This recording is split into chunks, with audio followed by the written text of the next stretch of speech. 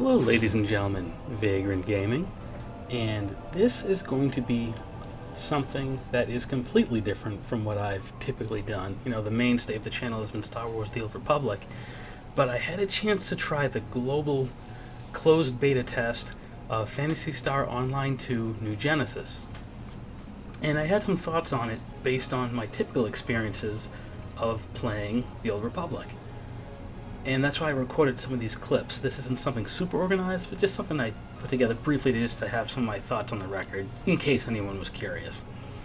So the first thing you'll see here is I picked a high ground spot, and I just kind of leapt in to see if I could glide back to the main hub city. And I did. And it's a minor thing, but I really enjoy being able to do that. I wanted to land on the tower, but unfortunately, as you can see, bounced off it and then fell. You'll also notice that once I crashed to the ground there, no falling damage. That's one of the things that, it's a minor thing, but I really like that there's no falling damage in this game, because you can have some more fun with the exploration. You can jump off at any height and you don't have to sweat it. Something else I thought was interesting is you might notice as I run around through this grassy field, there are those green and yellow flowers.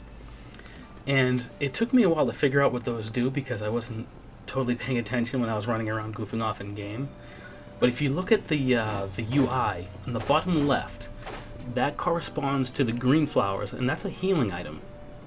So as you take damage in battle, and you want to get healed up so that you don't die, you can use one of those flowers, and that's your heal. And you can hold a maximum of 10 of them. Whereas if you look at the bottom right corner, that's where those other flowers go. The yellow, orange. I have the worst memory sometimes. It's pretty sad. Either way, in the bottom right corner. You're going to want to start at the bottom of this mountain. And you're going to have to make your way up to the top of it to find materials you need. Interesting. Anyway, before I was so rudely interrupted, once I'm done looking at the mini-map, on the bottom right corner, that's what those other flowers correspond to, and those are revive items. I wasn't fully able to master the range on them, but if one of your partners in a battle gets knocked out, that's the item you use to pop them back up, and you can hold 5 of those. So basically what's happening right here on screen is I was trying to get the feel for how the movement works and see just exactly what I could get away with as far as traversing some of these steep hills.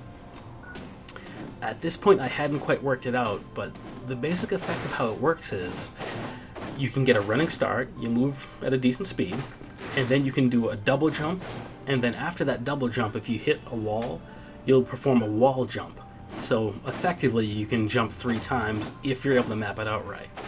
Because I was effectively running directly against a wall, what would often happen is I would hit it directly, and then I would perform the wall jump, and that was the end of my movement, and that prevented me from getting up too much height. Once you get used to it, it's pretty simple, but at this point in time, I was still in that process of getting used to it. I'd never messed around with a movement scheme like this before. I'm not sure if the current version of Phantasy Star Online 2 works this way, but I believe it's similar to, I want to say Blade and Soul, in that I think it was in Blade and Soul, if you got a running start, jumped, and then hit the jump button again, you'd go into a glide. And this works similarly. You can do your double jump, go into a glide, and then you can just traverse for a while, which is really fun if you can get off of a high spot. And that's where that original opening part of the footage came from. I got to a high spot, I saw the city that was effectively in at least one zone away, and thought, hey, it'd be pretty cool if I could glide in there. And I did. No loading times or nothing. So, at this point, I wasn't actually trying to perform any specific task, I wasn't on any specific mission, I was just having fun running around. And here's another decent high spot where I could have just glided back to the city. The main reason why I didn't was I saw all these booster jets everywhere. Basically, you perform the glide action inside of one of them and it just launches you up into the air. Very simple, easy to understand, easy to do. And since I kept seeing more of them, I figured, let's see how high I can go. So I did. And in the process of, this is another little embarrassing part, I figured out how to tab target things, but I never figured out how to deselect, so sadly, I had to shoot that little bunny rabbit because I couldn't figure out for the life of me how to deselect it. So here's me butchering some more jumps, trying to land on the peak and failed miserably. And I think this is about the spot where I was thinking, if I was playing Star Wars: The Old Republic, right here, I'd be stuck. And I'd use /stuck, and maybe it would bounce me back, maybe it wouldn't. There's been plenty of times where I would fall into a crack or try to jump over a small lip of something and get stuck, and /stuck wouldn't unstick me, and I'd be stranded there for several minutes. It was one of those minor things about the game that used to drive me absolutely up a wall. I think I was playing one of the flashpoints. I'm drawing a blank on the flashpoint. It's the one where you're chasing down this archaeological team that got lost on a planet. And Voldar Kresh, I believe, was the ancient Sith's name. Fear the wrath of Voldar Kresh. The boss would yell that at you a lot. There were several traversal points where if you try to do some platforming to skip a mob, you'd get stuck and basically be trapped for an extended period. Fortunately, I was usually playing like a Juggernaut or a Guardian and would use the friendly leap. But it just made me think that no matter what kind of a crevice I landed into when I was fumbling my way through the map, I never really got trapped. There was always a way to figure out a way to get my my feet back on the ground so I could try jumping out again. And at this point, I just wanted to hit the top of this peak just to get there. And as a bonus, there were some resource nodes and a treasure box. So I tried to grab those as well. There's like this bomb attack you can do. I was never able to work out how to do it consistently. But I got some resource nodes, popped the box, and got a decent chunk of change. That's the money. I believe it's called New Meseta. And then I wanted to stand on the peak, and in typical fashion, fumbled it. So this made me think of the times I spent running around in Star Wars platforming, which I really hated platforming in Star Wars. That's just me. Trying to chase down Datacrons. Perhaps you've had some experience with going after Datacrons. You know that sinking feeling when you miss a jump? And you're like, well, gotta start over. And that was my knee-jerk reaction, but then I realized, well, one, I didn't fall that far. Easy for me to say, right? And also, because of the way the movement system works, getting back up to the top wasn't going to take me very long, which also partially worked out because, resource nodes, which come in handy for the resource nodes. They work for crafting and enhancing your weapons and armor. So, okay, second time is the charm. I've got a nice view. This is I think this might be the highest point you can reach in the beta. And I was just kind of scanning the mountain view, looking around to say, where else can I go? Like when the game fully launches. And I don't recall exactly how many zones away, but I was incredibly amused by the simple fact that I could climb up to that mountain, jump off, and glide all the way back to the hub city. And as you saw in the first clip and in this one, unless I'm missing something, no loading screens, no loading time. Just one giant map that fluidly lets you travel back and forth, and that's really cool.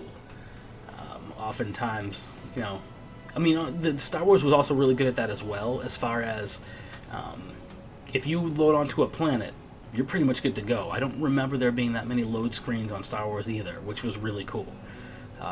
Even if you went into I almost said Flashpoint, a Heroic 4, like an instance Heroic, even then, you rush right in and out, and that's really nice, because some of those maps were really big. I think it was Belsavis. Belsavis was one that, when the game debuted, there was the daily area was far to the northeast or something like that. If you got on a speeder, it could take you a full minute to ride out there. The map was so big, but no loading screens. This section I recorded just because I thought it looked gorgeous, like all the flowers and the trees and everything. And I believe there it is. There's a waterfall. I saw the waterfall and jumped down there immediately just to do it. And at the bottom of the waterfall, something I think this was right when I figured it out. There was those two monsters there, and I was able to basically run right past them without any issues. which I thought was interesting, because I'm used to Star Wars where if you get anywhere near a mob, you know, they start chasing you, which if you're just trying to gather resources can be a minor annoyance, or if you're just trying to get to an area to do some of your dailies. But here, as long as you don't attack them, you can pretty much run right past them. I don't know if you can run through them. That might be a little too egregious. But at the very least, running very close to them, no issues. And none of that is to say that this game is better. It's just different. And some of the differences I enjoyed. Especially given the fact that I've got some people that I played with for a very long time, made a lot of good friends playing Star Wars. I'm definitely going to go back. I'd like to go back, you know, maybe once or twice a week, join up with some people, do some war zones, do some flashpoints, all that good stuff. But I haven't experienced in a while playing a game where it's just fun to run around the map and look at the sights. What I'm probably going to do once the game launches, which is supposed to be like any day now. There's no exact date, but it's supposed to be early June, hopefully. I'm probably going to have fun just running around taking screenshots, which I did really enjoy doing that in Star Wars as well. There was a couple of planets. I mean, yeah, I think anything that had volcanoes on it, I was like, yep, taking some screenshots. So there you go, I just crossed from one zone into the other, and on the top right corner, it tells you the suggested power level for the area, so you know if you're under-geared. And obviously, since I'm going closer to the hub, I wouldn't have to worry about that. But it is something handy for when you're first leaving the hub area to look around, so you know if you're going to be getting into a place that's going to be too hard for you. So overall, a fun game, fun to explore, fun to run around and look at the maps.